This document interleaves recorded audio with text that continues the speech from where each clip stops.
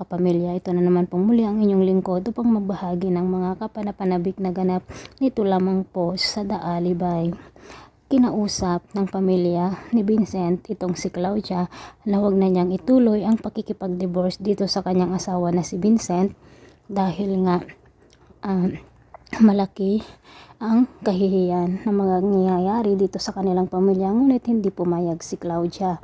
Kinausap pa nila na makapagtulungan para linisin ang pangalan nitong si Vincent dahil nga po siya ang suspect dito sa pagkamatay ni Walter, ngunit hindi pumayag si Claudia dahil nga po sa maraming beses na daw siyang niloko nitong si Vincent.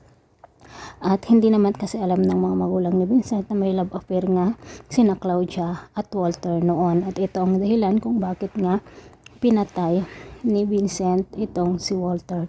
Samantala, agad na pinuntahan ng mama ni Vincent si Stella upang kausapin at tanungin kung may relasyon nga ba silang dalawa. Umuo nga si Stella, ngunit hindi naniniwala ang mama ni Vincent. Pumunta naman sa bar itong si Vincent at doon nga nakita niya na nag-uusap si Stella at ang mama nito. Tinanong nga ng mama nito kung may relasyon nga ba sila.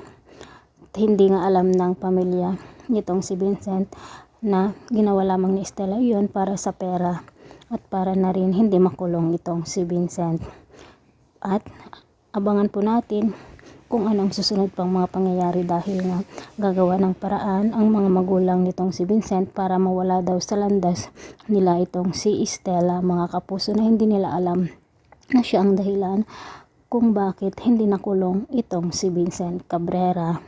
Mga kapuso, pakaabangan po natin ang susunod o kapamilya, pakaabangan po natin ang susunod pang ganap dito lamang po sa The Alibay. Maraming salamat. Bye-bye.